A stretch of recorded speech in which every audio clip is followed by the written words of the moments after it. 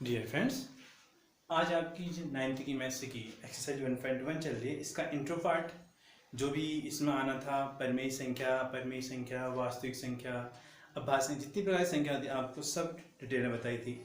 और आपको ये बताया था कि एक परिमेय संख्या है, एक अपरिमेय संख्या है, इनको हम जोड़ेंगे, घटाएंगे, गुणा करेंगे, भाग करेंगे तो इनका योगफल, इनका अंतर, इनका गुणनफल, इनका भागफल, कई संख्याएं हमें प्राप्त होंगी। वो सारी चीज़ें हम जो है कुछ डिस्कस कर चुके थे।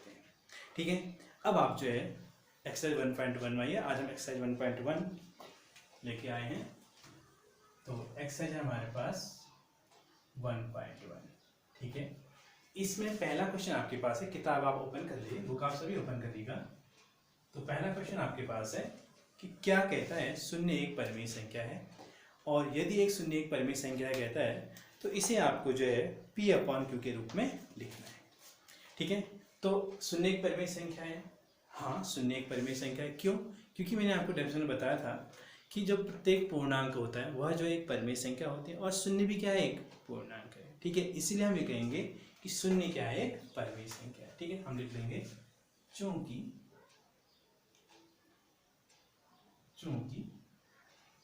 शून्य एक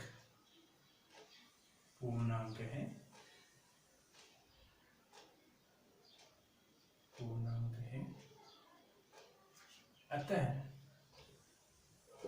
अतः शून्य एक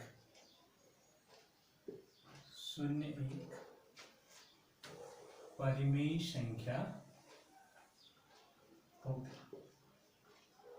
शून्य क्या होगा, एक परिमेय संख्या। ठीक है, अब अगर परिमेय संख्या हो इसे P/Q के रूप में लिखना है तो इसको हम लिख सकते हैं 0.2, 0.-4, कुछ भी लिख सकते हैं, 0.6, क्योंकि क्या है, अगर 0.2 को सॉल्व करेंगे कितना मिलेगा, 0 ही मिलेगा। 0.-4 करेंगे तो भी 0 ही मिलेगा। 0.6 तो भी 0 ही मिलेगा। तो ये इसका क्या हो गया, P/Q फॉर्म हो गया। ठीक है, ये आपके दिमाग पे होनी चाहिए। ठीक है, तो क्या लिखेंगे इसका, शून्य का P/Q, ये आपके पास हो गया। ठीक है, अब क्वेश्चन नंबर 2 देखिए। क्वेश्चन नंबर 2 हमसे कह रहा है कि 3 व 4 के बीच 6 परिमेय संख्या, 3 व 4 के बीच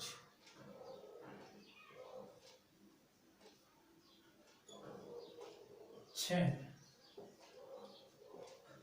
परिमेय संख्या बताइए। अब देखिए, यहाँ पर हमारे पास 2-3 प्रकार के क्वेश्चन होते हैं।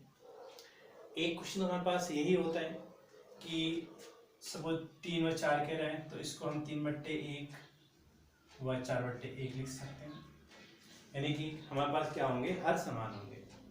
और एक केस ऐसा होता है जिसमें हमारे पास हर जो है समान नहीं होता। जैसे मैंने आपको 2 संख्याएं दी, मैंने कहा आपसे जो है 1/3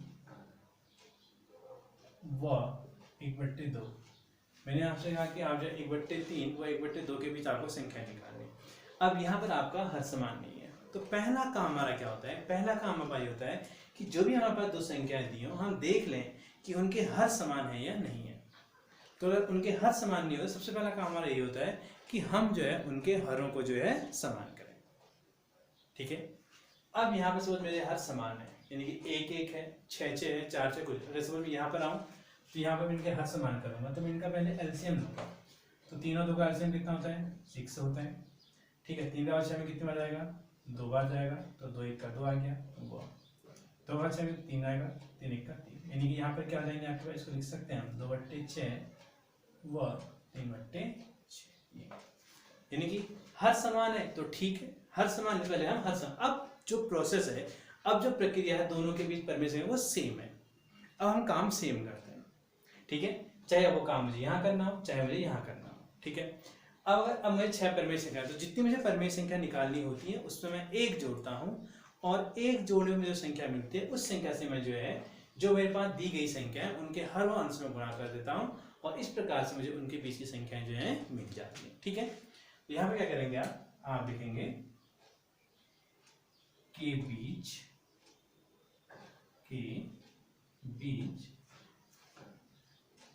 6 परिमेय संख्या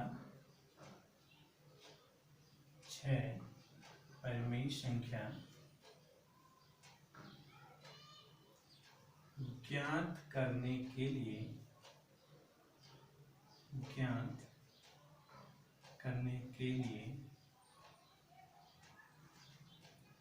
प्रत्येक संख्या के या प्रत्येक भिन्न कहते हैं, प्रत्येक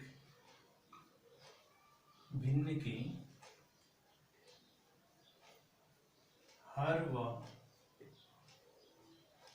अंश में क्या करेंगे, कितनी संख्या 6 चाहिए, 6 + 1 बराबर कितना होगा 7, हर व अंश में 6 × 1 7 से गुणा करने पर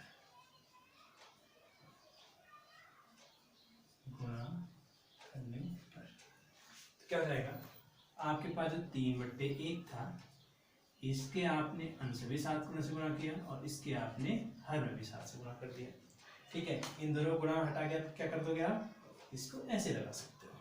ठीक हो गया, वह अलग कर 4/1 है, इससे भी क्या करोगे आप, इससे भी जो है आपने 7 से गुणा यहाँ कर दिया, 7 से गुणा आपने यहाँ कर दिया।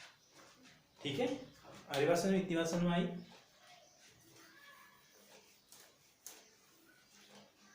क्या हो जाएगा आपके पास, 7 कितना हुआ 21/32, 7 कितना होगा 7 हुआ, अलग अगर 7 को 28, 28/7। अब हमने क्या करना है, अब जो इनके बीच की 6 परमेशन कह रहे हैं, तो इसके बाद का अंक लेंगे और इससे पहले जितने भी अंक आएंगे, जो भी अंक कई अंक हो सकते हैं, तो आप उनको लिख सकते हैं। तो क्या होगा आपका 21 के बाद क्या आएगा 22/7, 22 के बाद क्या आएगा 23, 23/7, 24, 24/7, 25/7, 26/7, 27/7। अब 28/7 आ गया, तो इससे पहले 6 संख्या हो चुकी होंगी, गिन लीजिए आप, 1 2 3 4 5 6, यही आपका कितना हो जाएगा, ये आपके पास जो है आंसर हो जाएगा, कोई आपको दिक्कत नहीं होगी। ठीक है, ऐसे ही अगर आपके पास दूसरे टाइप का प्रश्न है, समझ में कहता हूँ, इसमें आपको इनके बीच जो है सपोज 4 संख्या निकालनी, कितनी संख्या निकालनी 4, तो आप क्या करोगे, वही लिखेंगे आप कि के बीच 4 परमेश्वर ज्ञात करने के लिए प्रत्येक भिन्न के अंश और कितने से गुणा करेंगे, 4 + 1 बराबर 5 से गुणा करेंगे तो कितना हो जाएगा, ये 5 दूनी 10 + 6 पंचे 30 व कितना आएगा 3, 3 पंचे 15 और 6 पंचे 30। अब इनके बीच की संख्या निकाल लो, 10 के बाद क्या आता है 11, 11/30, फिर क्या आता है 12, 12/30, फिर क्या आता है 13, 13/30, फिर क्या आता है 14, 14/30। तो इस तरीके से हम जो है इनके भी जैसी भी संख्या हमें निकालनी पड़ेंगी, जितनी भी संख्या हमें निकालनी पड़ेंगी, उनको जो है हम आसानी से निकाल सकते हैं।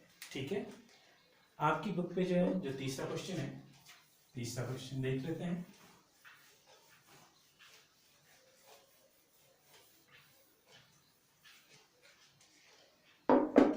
तो तीसरा क्वेश्चन आपसे कहता है, देखो 3/5 व 4/5, इसके बीच कितनी परमेय संख्या निकालनी है आपको। देखो इसके बीच आपसे कह रहा है कि 5 परमेय संख्या निकालनी, कितनी परमेय संख्या निकालनी है 5।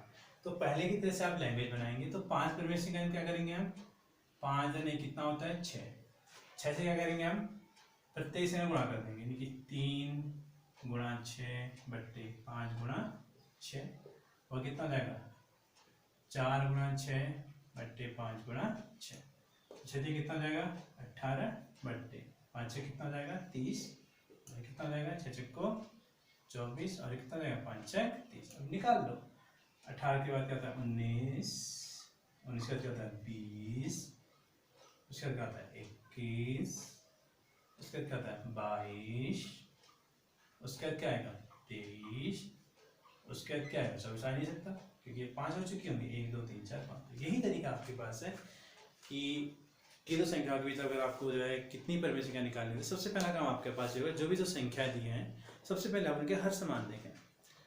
अगर कुछ नहीं है, सपोज जैसे पहला वाला क्वेश्चन था, दूसरा क्वेश्चन मतलब 3 और 4 थे, तो ये 3/1 4/1 उसको जैसे लिख सकते हैं कि उनका हर समान है। अगर इस टाइप क्वेश्चन आ गए तो पहले आप हर समान कर लेंगे। अगर ये आपके पास है, इसमें ऑलरेडी हर समान है 5 का, तो फिर आप क्या करना है, पहला काम आपके पास है कि आप हर समान करेंगे। दूसरा काम आपके पास ये है कि जितनी संख्याएं आपको निकालोगे उसमें आप 1 जोड़ेंगे, और उसमें 1 जोड़ने का जो भी संख्या आएगी आप उससे क्या करेंगे, प्रत्येक संख्या के जो भी आपके पास भिन्न रूप में जो संख्या दी है उसके हर और अंश में क्या कर लेंगे, आप गुणा कर लेंगे, और इस तरीके से आप उनके बीच की जो संख्या निकालेंगे तो आपका काम जो है हो जाएगा। ठीक है। इसके बाद जो चौथा क्वेश्चन आपके पास है, ये कह रहे हैं नीचे दिए गए कथन सत्य हैं अथवा असत्य हैं, कारण के साथ अपने उत्तर दीजिए। अब ये कह रहे हैं प्रत्येक प्राकृत संख्या एक पूर्ण संख्या होती है। ठीक है। अब प्रत्येक प्राकृत संख्या आपको क्या पता है, आपको ये पता है कि जो पूर्ण संख्या होती है, पूर्ण संख्या में क्या होता है, पूर्ण संख्या में आपके पास जो है क्या आता है, पूर्ण संख्या में आपके पास 0 आता है, 1 2 3 4 इस तरह की संख्याएं आती हैं। ठीक है। और प्राकृत संख्या क्या आपके पास, अगर आप प्राकृत संख्या की बात करें तो प्राकृत संख्या में क्या आता है आपके पास, 1 2 3 4 आता है। इट मीन जो प्रत्येक प्राकृत संख्या है वह जो है पूर्ण संख्या होती है, लेकिन जो प्रत्येक पूर्ण संख्या है वह जो प्राकृत संख्या नहीं हो सकती। सपोज उसने शून्य कह दिया तो शून्य आपके पास प्राकृत संख्या नहीं होगी, समझ वाली बात है, इसलिए आपको ध्यान रखना है। लेकिन जो प्रत्येक प्राकृत संख्या है वह जो है पूर्ण संख्या होगी। इट मीन पहला ऑप्शन आपके पास क्या है, सही। ठीक है। दूसरा ऑप्शन क्या कह रहे हैं, प्रत्येक पूर्णांक एक पूर्ण संख्या होता है। देखो प्रत्येक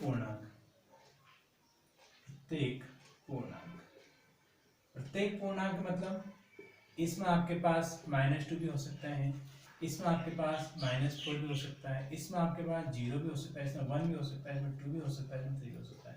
तो क्या कह रहा है, ये कह रहा है कि प्रत्येक पूर्णांक एक पूर्ण संख्या होता है, और पूर्ण संख्या आपको ये पता है, तो यानी कि प्रत्येक पूर्णांक सिर्फ अगर ये कहता कि धनात्मक पूर्णांक कहता, सिर्फ धनात्मक पूर्णांक कहता, तो सिर्फ धनात्मक पूर्णांक किसमें आते, सिर्फ धनात्मक पूर्णांक हमारे पास जो है परमेश यानी प्राकृत संख्या में आते। और हम क्या हमें जानते हैं कि जब प्राकृत संख्या होती है वह क्या होती है, पूर्ण संख्या होती है। तो इसलिए हम ये कह सकते हैं कि जब प्रत्येक धनात्मक पूर्णांक होता है वह भी क्या होता है, वह भी जो है एक क्या पूर्ण संख्या होती है, धनात्मक पूर्णांक। प्रत्येक धनात्मक पूर्णांक क्या होगा, एक पूर्ण संख्या, लेकिन ऋणात्मक पूर्णांक का नहीं होगा। ठीक है। अब यहाँ पर लेकिन इसमें ऋणात्मक पूर्णांक है सिर्फ पूर्णांक हो, तो इसमें अपन नेगेटिव भी हो सकते हैं और पॉजिटिव भी हो सकते हैं। इसलिए हम ये बोलेंगे कि जो प्रत्येक पूर्णांक है वह जो है एक पूर्ण संख्या नहीं होती, सिर्फ जो धनात्मक पूर्णांक होते हैं वह जो है हमारे पास पूर्ण संख्या होती है। इसलिए जो दूसरा ऑप्शन हमारे पास है, दूसरा ऑप्शन हमारे पास गलत है, पहला ऑप्शन हमारे पास सही। ठीक है। अब बात है हमारे पास तीसरे ऑप्शन में। ठीक है। तीसरा ऑप्शन क्या कहता है, तीसरा ऑप्शन में कहता है कि प्रत्येक परिमेय संख्या एक पूर्ण संख्या होती है। देखो जो परिमेय संख्या है, आप क्या बताएं, आपको पता है कि जो परिमेय संख्या है उसको हम P/Q के रूप में लिखते हैं। तो सपोज कोई संख्या हमारे पास 1/2 है, तो 1/2 परिमेय संख्या तो है लेकिन यह पूर्ण संख्या नहीं है। सुन मेरी बात, इसीलिए यह कथन भी हमारे पास देखा जाएगा असत्य हो जाएगा। ठीक है। तो यानी कि प्रत्येक प्राकृत संख्या एक पूर्ण संख्या होती है, और प्रत्येक धनात्मक पूर्णांक जो है एक पूर्ण संख्या होती है। ठीक है। बाकी ऋणात्मक पूर्णांक हमारे पास पूर्ण संख्या नहीं है, यानी कि पूर्ण संख्या नहीं होते। ठीक है। और हमारे पास जो है जो प्रत्येक टाइप के पूर्णांक यानी कि निगेटिव पूर्णांक की प्रत्येक पूर्णांक क्या आएंगे, निगेटिव भी आएंगे, इसमें पॉजिटिव भी आएंगे। तो क्योंकि पॉजिटिव तो पूर्ण संख्या है लेकिन निगेटिव जो पूर्ण संख्या में नहीं आते, इसलिए जो हमारा स्टेटमेंट है गलत हो जाएगा। ठीक है। और प्रत्येक परिमेय संख्या कह रहा है, हालांकि पूर्णांक भी एक धनात्मक पूर्णांक की परिमेय संख्या है, लेकिन परिमेय संख्या में ये भी तो आते हैं P/Q फॉर्म, नेगेटिव फॉर्म भी आता है, इसलिए वह जो है पूर्ण संख्या नहीं। जैसे 2.5 है, 2.5 हमारे पास परिमेय संख्या है लेकिन यह पूर्ण संख्या नहीं है। इसीलिए हम ये कह सकते हैं कि जो प्रत्येक परिमेय संख्या होती है वह जो है एक पूर्ण संख्या नहीं होती। तो ये आपके पास जो है इस पहली एक्सरसाइज आपके पास जो है खत्म। ठीक हो गया।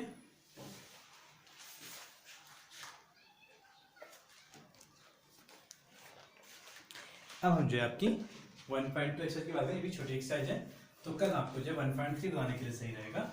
तो 1.2 एक्सरसाइज हम देखते हैं, काफ़ी आसान है, काफ़ी छोटी है। तो हम बात करते हैं आपकी एक्सरसाइज 1.2 पे। ठीक, एक्सरसाइज 1. अब देखिए इसका पहला क्वेश्चन, ये भी आपके पास ट्रू फॉल्स वाला है, तो इसको निपटा लेते जल्दी। इससे पहला क्वेश्चन आपसे कह रहे हैं कि नीचे दिए कथन सत्य हैं असत्य हैं, कारण के साथ अपने उत्तर स्पष्ट कीजिए। तो इसका जो पहला पार्ट है, क्वेश्चन नंबर फर्स्ट, इसका जो पहला पार्ट है ये कह रहा है कि प्रत्येक अपरिमेय संख्या एक वास्तविक संख्या होती है। सत्य है, प्रत्येक अपरिमेय संख्या कहें या प्रत्येक परिमेय संख्या कहें, वह हमेशा एक, यानी कि वह जो है हमेशा वास्तविक संख्या होती है। लेकिन एक वास्तविक संख्या जरूरी नहीं है कि वह अपरिमेय अपरिमेय हो, जरूरी नहीं है कि वह जो है परिमेय परिमेय हो। ठीक है, इसलिए हम बोल सकते हैं कि प्रत्येक वास्तविक संख्या वह ना ही परिमेय हो सकती है ना ही वह अपरिमेय हो सकती है। लेकिन प्रत्येक अपरिमेय संख्या एक वास्तविक संख्या होगी और प्रत्येक परिमेय संख्या भी एक वास्तविक संख्या होगी, प्रत्येक जो है अपरिमेय संख्या भी एक वास्तविक संख्या है। तो पहला जो ऑप्शन है वो आपके पास जो है सही हो जाएगा कि जो प्रत्येक अपरिमेय संख्या है वह जो है एक वास्तविक संख्या होती है। ठीक, इसके बाद दूसरा आपके पास है संख्या रेखा का प्रत्येक बिंदु, ये कह रहा है कि रूट एम के रूप का होता है। संख्या रेखा का प्रत्येक बिंदु रूट एम के रूप का होता है। यह गलत है। देखिए क्यों गलत है, जब हम रूट 2 की वैल्यू निकालते हैं, जैसे रूट 1 की वैल्यू निकाली हमने, और एम क्या है कह रहा है यहाँ पर को, एम कह रहा है आपका प्राकृत संख्या कहता है। ठीक है, यानी कि सपोज एम बराबर हमने 1 लिया तो इसका मान तो 1 है। संख्या रेखा को आसानी से दर्शा लेंगे। रूट 4 है, रूट 4 का मान कितना आएगा 2, इसे भी हम संख्या रेखा पर जो है आसानी से दर्शा लेंगे। रूट 9 है, इसे भी हम संख्या रेखा पर आसानी से दर्शा लेंगे, 3 आएगा इसका मान। लेकिन अब रूट 2 की बात आती है, रूट 2 कितना होता है 1.414, या रूट 3 की बात है क्या होता है 1.732। तो इनको जो है संख्या रेखा आसानी से दर्शाने में क्या होती है, प्रॉब्लम्स होती है। ठीक है, इसलिए हम बोलेंगे कि जो आपके पास जो है क्या है, ये कह रहे हैं कि संख्या प्रत्येक बिंदु रूट एम के रूप का होता है, ये क्या हमारे पास असत्य हो जाएगा। क्या हो जाएगा ये असत्य। ठीक, इसके बाद इसका थर्ड पार्ट है। थर्ड पार्ट क्या कह रहे हैं, थर्ड पार्ट ये कह रहे हैं प्रत्येक वास्तविक संख्या एक अपरिमेय संख्या होती है। आपसे पहले ही कहा, ठीक है, प्रत्येक वास्तविक संख्या न तो एक अपरिमेय संख्या हो सकती है और न ही एक परिमेय, अपरिमेय और परिमेय से कुछ भी हो सकती है। लेकिन प्रत्येक अपरिमेय संख्या एक वास्तविक संख्या होगी और प्रत्येक परिमेय संख्या भी जो है क्या होगी, एक वास्तविक संख्या होगी। तो थर्ड क्वेश्चन हमारे पास है, ये भी ऑप्शन क्या हो जाएगा हमारे पास असत्य हो जाएगा। ठीक है, अब इसके बाद आप दूसरा क्वेश्चन देखिए। दूसरे क्वेश्चन में ये कह रहा है कि क्या सभी धनात्मक पूर्णांकों के वर्गमूल अपरिमेय होते हैं। क्या सभी धनात्मक पूर्णांक, अब देखो अगर मैं धनात्मक पूर्णांक की बात करूं, क्वेश्चन नंबर 2 चल रहा है मेरा ये। अब अगर मैं धनात्मक पूर्णांक की बात करूं, ठीक है, धनात्मक पूर्णांक, आपको धनात्मक पूर्णांक क्या होते हैं 1 2 3 4 5 6 7 8, चलते रहेंगे सभी मेरे पास धनात्मक पूर्णांक। तो ये क्या कह रहा है कि ये कह रहा है कि सभी धनात्मक पूर्णांकों के वर्गमूल अपरिमेय होते हैं। इनके वर्गमूल निकालो, अपरिमेय होते हैं। तो आपने देखा √1 का वर्गमूल देखा कितना हो गया 1, जो कि कैसी संख्या है, परिमेय संख्या है। ठीक हो जाएगा। आपने √2 निकाला, ये कैसी संख्या होगी, यहाँ पर परिमेय आएगी। ठीक है, ऐसे ही √3 आप निकालोगे, ये भी कैसी संख्या होगी, अपरिमेय होगी।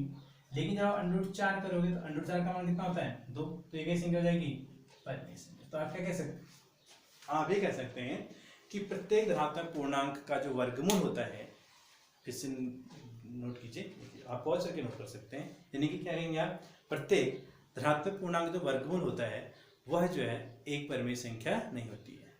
ठीक है, यानी कि जो संख्या हमारे पास पूर्ण वर्ग की संख्याएं हैं उनका वर्गमूल जो है एक परिमेय संख्या ही आएगा। जैसे √1 है, √4 है, √9 हो जाएगा, रूट आपके पास कितना हो जाएगा √16 हो जाएगा, √25 हो जाएगा, √36 हो जाएगा, रूट आपके पास 49 हो जाएगा। ये सब हमारे पास क्या हो जाएंगे, ये हमारे पास जो एक परिमेय संख्या दे देंगे। ठीक है, तो इसलिए हम ये कह सकते हैं कि प्रत्येक धनात्मक संख्या का जो वर्गमूल होता है वह जो परिमेय संख्या के रूप का नहीं होता है। ठीक है, तो आप रखेंगे अतः प्रत्येक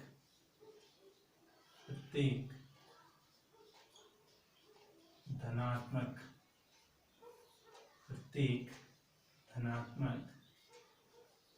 पूर्णांक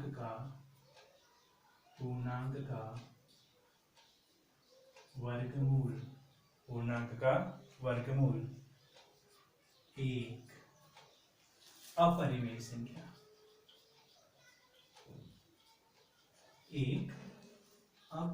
संख्या नहीं होता है, कि वह जो है परिमेय भी हो सकता है। आगे बात सुन रहे, जोड़ने का अपरिमेय हो, वजह परिमेय भी हो सकता है। ठीक है, अब आपके पास अगला क्वेश्चन है कि √5 को आपने जो क्या करना है, √5 को आपसे क्या कह रहे हैं, ये कह रहे हैं कि √5 को जो है आप जो है संख्या रेखा पे दर्शाइए कह रहे हैं। ठीक है, तो √5 का जवाब है संख्या रेखा। तो पहले आप जैसे √3 देखिए, जैसे आपको √2 दर्शाना है, कई क्वेश्चन बन जाएंगे, √2 दर्शाना है, √3 दर्शाना है, √5 दर्शाना है, ठीक है, √6 दर्शाना। तो क्या करेंगे आप, आपने कुछ नहीं करना है, काफी आसान से आप लोग अभ्यास कीजिए। ठीक है, तो मैं पहले √5 ही आपको बता रहा हूँ। ठीक है, इसमें सब कुछ आ जाएगा। ठीक है, तो सबसे पहले हमने लिखा लीजिए इस तरीके से, यहाँ पर कहीं पर आपके पास 0 होगा। इसके बाद आप जो क्या कीजिए, यहाँ से जो है आपने जो है अपनी इसमें जो है जैसे √5 का मान कितना होगा, 2 और 3 के बीच होगा। तो आप जो है 1 सेंटीमीटर, 2 सेंटीमीटर, 3 सेंटीमीटर रटे लीजिए। ठीक है, ऐसे ही बना लीजिए सेंटीमीटर आप लोग, 1, 2 और 3।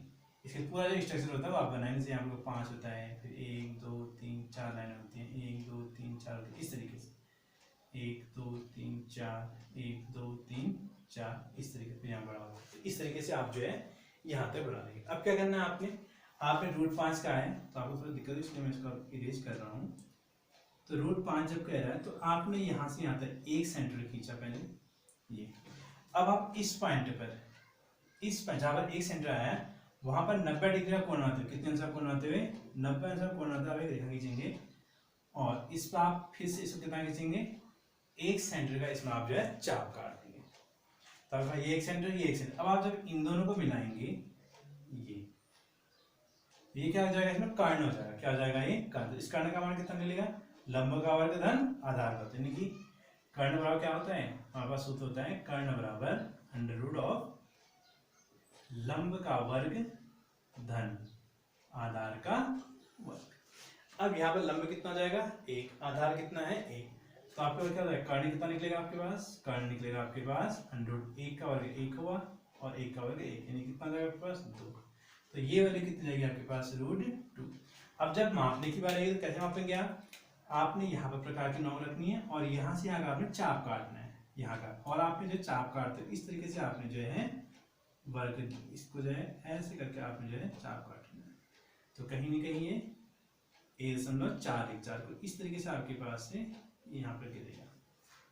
ठीक है, अब अगर √3 गएगा तो क्या करना है, इसी पर आपने जो है यहाँ पर फिर से इस पॉइंट पर आपने 90 डिग्री बनाना है, इस तरीके से 90 डिग्री, ये 90 डिग्री बना के इसमें 1 सेंटीमीटर ले लोगे, फिर इसको इससे मिला दोगे तो कितना बन जाएगा आपके पास, √3 आ जाएगा।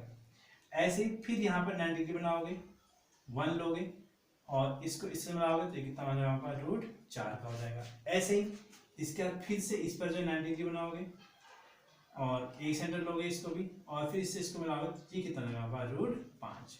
अब इसका मान निकाल क्या करोगे, यहाँ से यहाँ तक का चाप लोगे और इसको इस तरीके से आप जब ड्रॉ करोगे तो जहाँ पर आएगा यहाँ पर नाप लोगे तो उतना ही आपके पास जो √5 का मान आएगा। ठीक है, तो इस तरीके से आपके पास जो 1.2 एक्सरसाइज हमारी खत्म हुई। ठीक है, तो 1.3 हम जो कर स्टार्ट करेंगे। तो ये ऑरली थोड़ा सा इसमें ज़्यादा मतलब आपका दिमाग खर्च नहीं होना था। ठीक है, सिंपल से इसमें क्वेश्चन थे बस। अगर आपने पहले जो है जो भी संख्याएं पढ़ा रखी हैं वो प्रकार आपने क्लियर कर रखे हैं तो आपको जो है इसको समझने में कोई प्रॉब्लम नहीं है। ठीक है, तो आपको हमेशा ध्यान रखना है कि प्रत्येक धनात्मक पूर्णांक या प्रत्येक प्राकृत संख्या हमारे पास जो है क्या होती है, पूर्ण संख्या होती हैं। ठीक है, अगर किसी एक चीज़ को आइडेंटिफाई नहीं कर रहा है, खाली पूर्णांक कर दे रहा है तो वह जो है कभी भी एक पूर्ण संख्या नहीं होगी। सिर्फ धनात्मक पूर्णांक हमारे पास जो है पूर्ण संख्या होगी। ऐसे ही जो है परिमेय और अपरिमेय का है, यानी कि प्रत्येक अपरिमेय संख्या हमारे पास वास्तविक संख्या होगी, प्रत्येक परिमेय संख्या हमारे पास वास्तविक संख्या होगी। लेकिन जो प्रत्येक वास्तविक संख्या है वो जरूरी नहीं कि हमारे पास जो है परिमेय हो या अपरिमेय, वो कुछ भी हो सकती है। इसलिए जो है ऐसी कंडीशन में तभी कहा जाए कि जो वास्तविक संख्या वह जो है अपरिमेय संख्या होती है, वह जो परिमेय संख्या इसको हम जो है गलत करेंगे। ठीक है, लेकिन प्रत्येक परिमेय संख्या प्रत्येक अपरिमेय संख्या एक वास्तविक संख्या होती है कहा जाए तो इसको हमेशा जो है सत्य करेंगे। ठीक है, तो ये छोटी छोटी बातों पर आप ध्यान दें तो आपका जो है ये कंसेप्ट आपका अच्छे से क्लियर हो जाएगा। ठीक है, ओके भाई, तो कल हम जो है 3.3 करते हैं। ठीक, सॉरी 1.3।